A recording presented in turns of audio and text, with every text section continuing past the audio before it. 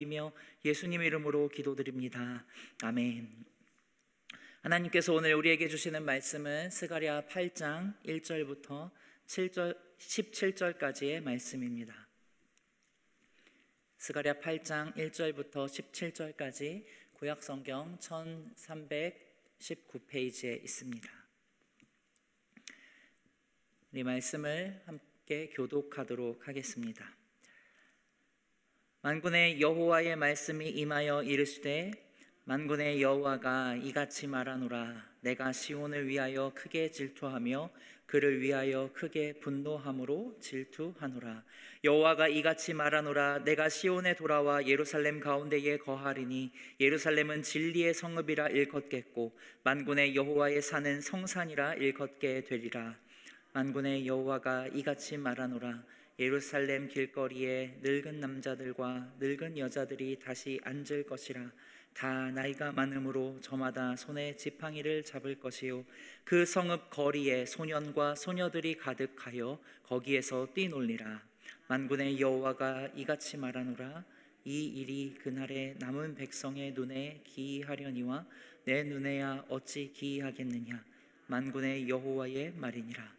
만군의 여호와가 이같이 말하노라. 보라, 내가 내 백성을 해가 뜨는 땅과 해가 지는 땅에서부터 구원하여 내고 인도하여다가 예루살렘 가운데에 거주하게 하리니 그들은 내 백성이 되고 나는 진리와 공의로 그들을 하나님이 되리라. 만군의 여호와가 이같이 말하노라. 만군의 여호와의 집 곧 성전을 건축하려고 그 지대를 쌓던 날에 있었던 선지자들의 입의 말을 이날에 듣는 너희는 손을 견고히 할지어다.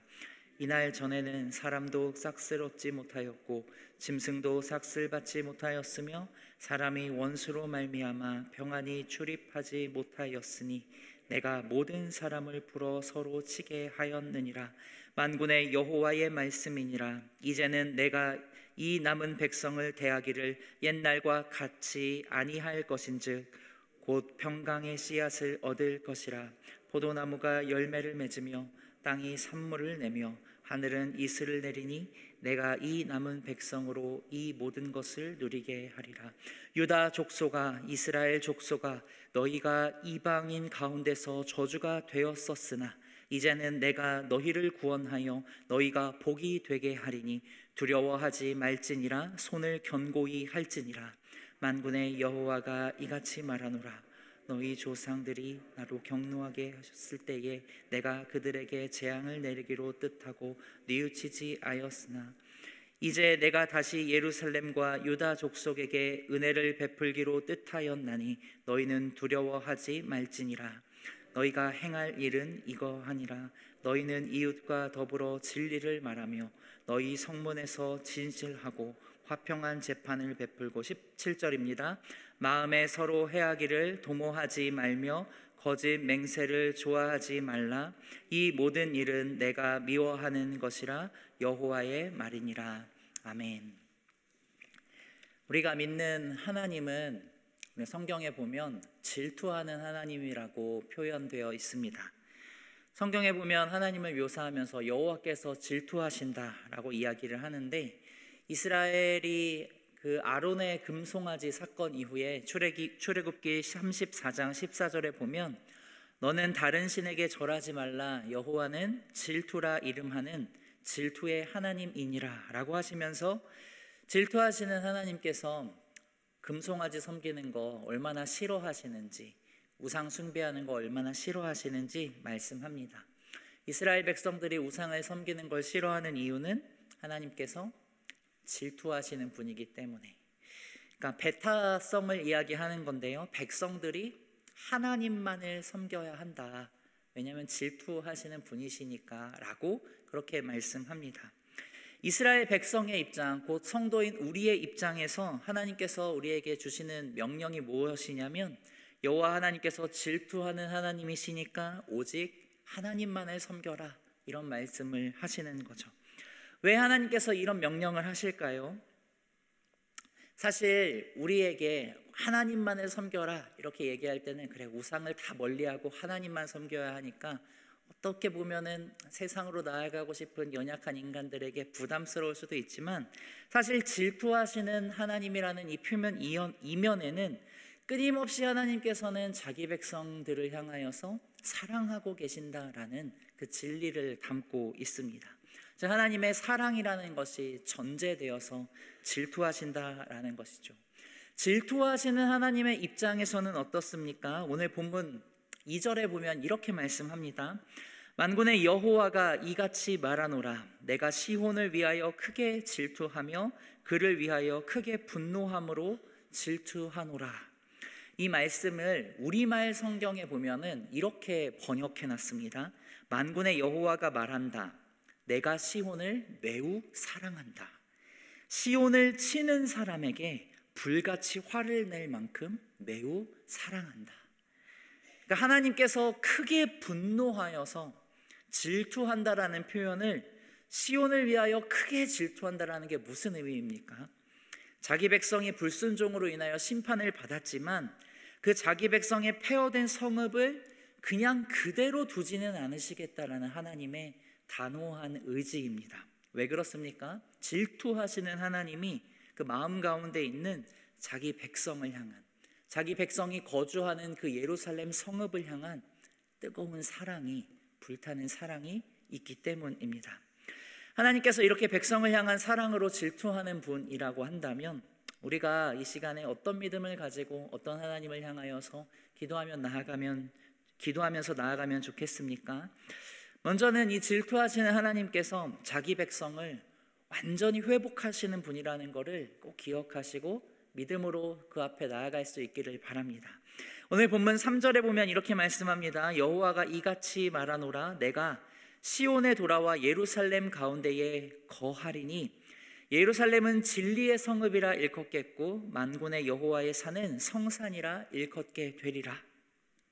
하나님께서는 시온에 지금 다시 돌아오신다라고 말씀하십니다. 그러니까 언약 공동체인 이스라엘, 유다 백성 가운데에 내가 다시 임재하겠다. 그들에게 다시 돌아와서 그들과 함께 거하겠다.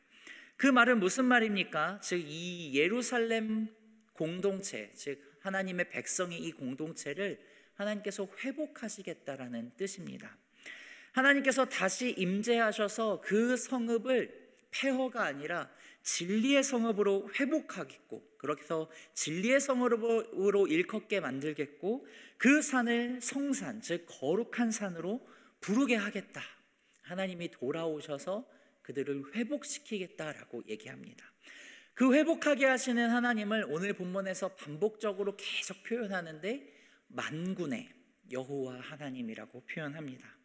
하나님의 그 만군의 하나님의 임재가 다시 회복돼서 진리의 공동체로 회복시켜 주십니다.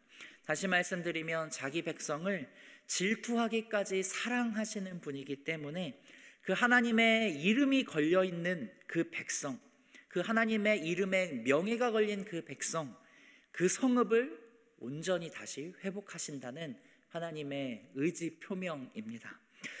자기 백성의 명예를 회복하시는 하나님을 한번 생각해 보시면서 이 시간 한번 기도하시기를 바랍니다. 특별히 교회를 저는 한번 생각해 봤는데, 이스라엘 백성들의 타락의 시기 때처럼 때로는 어려워지는, 때로는 타락의 시기, 하나님께서 심판하시는 시기에는 교회의 강단에서 진리를 듣기가 어려워집니다. 세상에 수많은 다양한 소리가 들리지만 하나님의 말씀이 희귀해지는 현상이 타락의 시기에, 심판의 시기에는 나타나지요. 그러나 그렇다고 해도 하나님께서는 그 교회를 포기하지 않으십니다. 왜냐하면 질투하시는 그 하나님께서 교회를 사랑하시기 때문이죠. 오늘 본문에서 예루살렘을 진리의 성읍으로 일컫겠다라고, 그렇게 회복하신다라고 말씀하시는 것처럼 하나님은 교회를 진리의 터라고 부르시고 교회의 진리를 결코 잃어버리지 않도록 하나님께서는 꽉 붙잡고 계십니다. 진리의 말씀의 회복을 하나님께서는 허락하십니다. 아무리 세상 가운데에 잡음이 교회가 있고 그런 얘기들이 들려도, 비난과 정죄를 들어도 하나님이 다시 임재하시는 공동체가 교회이고 하나님의 말씀이 있는 곳이 바로 교회이고 그곳이 바로 진리의 성읍이라는 겁니다. 하나님이 거하시는 거룩한 공동체가 교회라는 것, 하나님께서 질투하시기까지 끝까지 사랑하시는 공동체가 교회라는 것, 그 교회에 속한 주의 백성들을 하나님께서 사랑하시기 때문에 하나님이 때로는 어려운 시기, 심판의 시기를 허락하신다 하더라도 결국에는 회복하신다 라는 것을 꼭 기억하시고 붙드시고 그 하나님께 나아가시길 바랍니다. 교회인 백성 우리들의 삶 또한 하나님께서 회복하신다라는 믿음으로 그 하나님께 오늘도 기도로 나아갈 수 있기를 소망합니다. 하나님께서 어떻게 그럼 회복하십니까? 오늘 본문 4절에 보면 이렇게 말씀합니다. 예루살렘 길거리에 늙은 남자들과 늙은 여자들이 다시 앉을 것이라. 나이가 많으므로 저마다 손에 지팡이를 잡을 것이요 라고 기록합니다. 이어지는 5절에서는 이렇게 또 말씀합니다. 그 성읍 거리에 소년과 소녀들이 가득하여 거기에서 뛰놀리라 라고 말씀합니다. 하나님께서 임재하시고 회복한 예루살렘의 모습을 지금 진리의 성읍이 된 그 도시가 어떤 모습으로 지금 회복되어 있습니까? 이 도시가 안전하고 평화가 넘친다라는 걸 우리가 추측할 수 있습니다.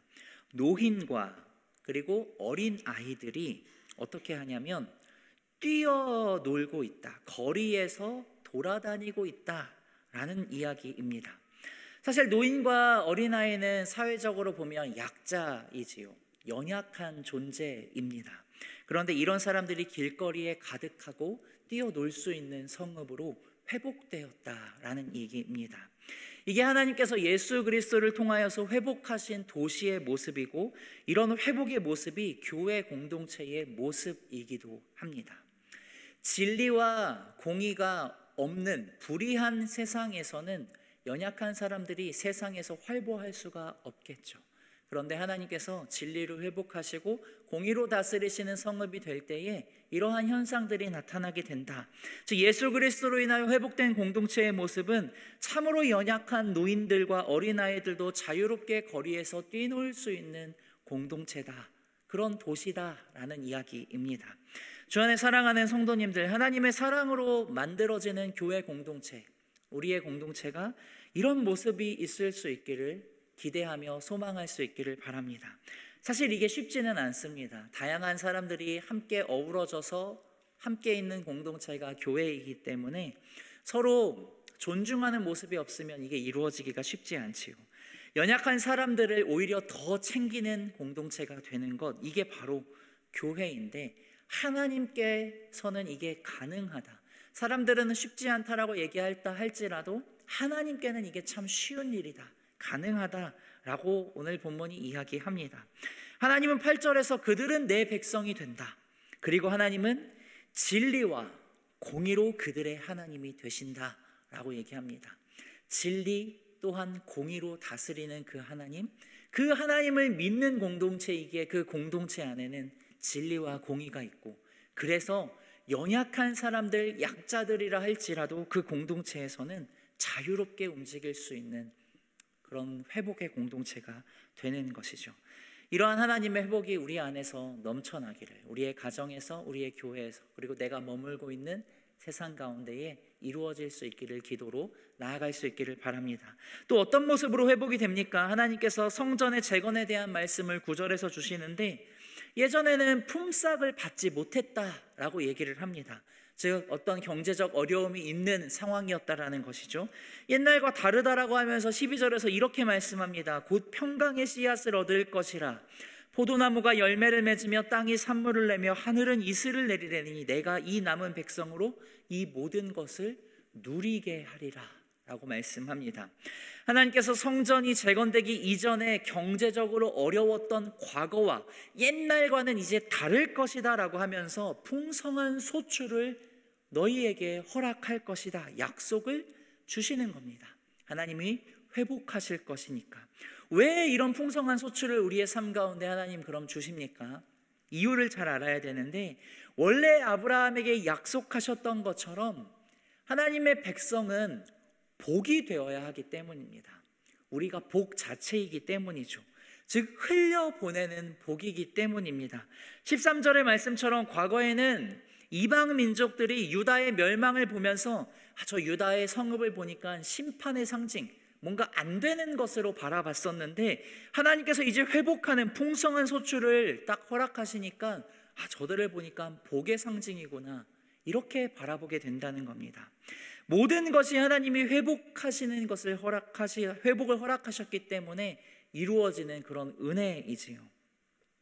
주 안에 사랑하는 성도님들, 이러한 회복의 은혜가 우리의 삶 가운데에 이루어질 수 있기를 바라고 사모하고 또 그 하나님을 향하여서 믿음으로 바라보시며 기대하며 간구하시기를 바랍니다.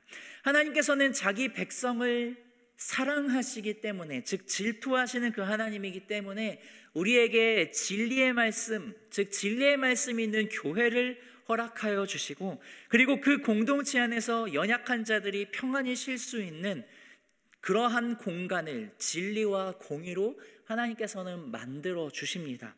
그리고 그 공동체 안에 하나님이 베푸시는 풍성한 실제적인 그러한 소출들이 넘치게 되어서 이 공동체를 바라볼 때에 열방이, 즉 이방이, 곧 세상 사람들이 봤을 때에 이들을 바라보니까 하나님께 복받은 사람들이구나, 이 사람들 보라보니까 하나님의 존재가 분명히 있구나 라고 깨닫게 하신다라고 하는 거죠. 하나님이 우리를 복받은 사람 만드시는 이유는 세상으로 하여금 하나님의 존재를 드러내시려고 하는 겁니다. 즉 복이 받은 가정, 복받은 교회가 되는 겁니다. 이러한 은혜를 사모하시면서 하나님께 계속해서 나아가시고 간구하시기를 바랍니다. 마지막으로 그렇기 때문에 우리에게 할 일이 있는데 오늘 16절 17절 마지막에 이렇게 말씀합니다. 너희가 행할 일은 이러하니라. 너희는 이웃과 더불어 진리를 말하며 너희 성문에서 진실하고 화평한 재판을 베풀고 마음에 서로 해하기를 도모하지 말며 거짓 맹세를 좋아하지 말라. 이 모든 일은 내가 미워하는 것이니라. 여호와의 말이니라. 어떻게 보면 당연한 말씀이죠. 하나님의 백성을 향한 하나님의 기대이니까요. 하나님께서 회복한 성읍, 하나님께서 회복하신 도시인 예루살렘과는 잘 이렇게 어우러지는 백성의 모습이 있어야 하기 때문입니다.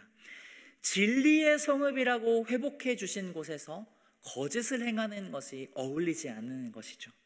진실하고 화평하며 약자들이 뛰어놀 수 있는 그러한 공동체를 하나님께서 회복한 공동체로 만들어 주셨는데 거기에 마음에 서로 해하는 것을 도모하는 게 어울리지 않는 겁니다. 서로가 서로를 사랑하는 공동체가 될 때 우리는 하나님께서 하나님의 회복을 우리 안에 진정으로 이루어 주셨구나라는 것을 느낄 수 있고, 거기에서부터 하나님께서 허락하시는 그 세상에서의 그 복의 통로의 역할로 쓰임받을 수 있게 됩니다. 말씀을 정리합니다. 하나님께서 회복하시는 이 은혜, 질투하시기 때문에 하나님 그 뜨거운 사랑으로 우리를 사랑하시기 때문에 회복하신다라고 약속하시는 이 은혜를 한번 기억해 보시기를 바랍니다.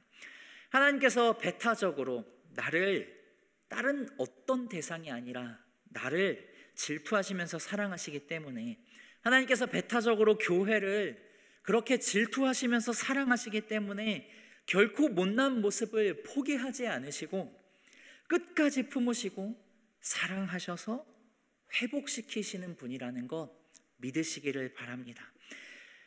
결국에는 하나님이 진리의 성읍으로 교회를 만드시고 회복하십니다. 공동체 안에서 연약한 자를 돌보는 모습으로 회복이 되는 것이고, 진리와 공의가 잘 균형 잡히게 세워져서 억울한 사람이 발생하지 않도록 만드는 것이 바로 교회 공동체가 추구할 방향이고 하나님께서 회복할 방향의 모습입니다. 그 안에서는 자연스럽게 하나님이 주시는 복이 있어서 소출의 풍성함과 열매가 있어서 사회적으로 경제적으로 어려운 모습들이 서로의 도움 가운데 사라지게 됩니다. 세상에 이런 공동체와 교회를 볼 때에 이곳에는 하나님의 복이 있구나, 이곳에는 진짜 진리의 하나님, 공의의 하나님이 다스리는구나, 세상에서는 불의가 넘치고 정말 세상에서는 억압이 넘치는 곳인데 이 곳에 왔더니 하나님의 통치가 이곳에는 있구나. 그러면서 하나님의 존재에 정말 하나님이 계시구나라고 그렇게 고백하게 될 겁니다. 우리가 행할 것은 우리의 하루의 삶을 살아가면서 하나님이 이러한 회복을 하실 것이다 라고 기대하고 소망하며 기도하며 나아가는 겁니다. 동시에 우리의 삶 가운데에서 행할 것을 명령하셨던 것처럼 진리를 말하고 진실한 화해자로 우리가 살아가는 겁니다. 거짓을 미워하고 다투지 않는 겁니다. 하나님 그런 모습 싫어하시기 때문이죠. 회복하신 교회, 설국하시는 그 예루살렘 성읍의 모습처럼 살아가는 우리의 교회 공동체의 한 일원으로서, 한 성도로서 내가 나아갈 수 있도록, 그래서 이 지역사회뿐만 아니라 세상과 열방 가운데에 하나님의 그 영광스러운 모습을 증언하며 살아가는 그러한 복된 한 성도, 또 가정, 교회 될 수 있기를 축복합니다. 기도하도록 하겠습니다. 살아계신 하나님 아버지, 이 시간 주님의 은혜를 기억하며 나아갑니다. 우리를 회복하시는 하나님, 우리를 새롭게 하시는 하나님, 그 하나님께서 허락하시는 소망을 붙들고 그 하나님께 나아갈 수 있기를 원합니다. 질투하시기에, 또한 우리를 풍성하게 사랑하시기에 결국은 새롭게 하시고 회복하게 하시는 그 주님을 붙들며 이 시간 기도하기를 원합니다. 우리를 새롭게 하시는 그 하나님께서 새롭게 만드실 공동체의 모습, 가정의 모습, 교회의 모습을 꿈꾸며 기대하며 기도할 때에 하나님 아버지 말씀대로, 약속하신 대로 풍성한 은혜를 허락하여 주옵소서. 연약한 사람들이 일어날 수 있는 공동체 되게 하여 주시고 약자들이 회복되는 귀한 공동체 되게 하여 주옵소서. 풍성한 소출을 우리 가운데 허락하여 주셔서 열매로 인하여서 세상 가운데에 나누며 복의 통로로 쓰임받는 귀한 공동체 되게 하여 주옵소서. 오늘 하루를 살아갈 때에 주님께서 베푸신 은혜를 기억하며 진실한 사람으로, 정직한 사람으로, 거짓을 말하지 않는 사람으로, 누군가와 화해하는 사람으로 살아가게 하여 주옵소서. 감사드리며 구주 예수 그리스도의 이름으로 기도드립니다. 아멘. 하늘에 계신 우리 아버지여, 이름이 거룩히 여김을 받으시오며 나라가 임하시오며 뜻이 하늘에서 이루어진 것 같이 땅에서도 이루어지이다. 오늘 우리에게 일용할 양식을 주시옵고 우리가 우리에게 죄 지은 자를 사하여 준 것 같이 우리 죄를 사하여 주시옵고 우리를 시험에 들게 하지 마시옵고 다만 악에서 구하시옵소서. 나라와 권세와 영광이 아버지께 영원히 있사옵나이다. 아멘. 이 시간 개인의 기도로 나아가시도록 하겠습니다.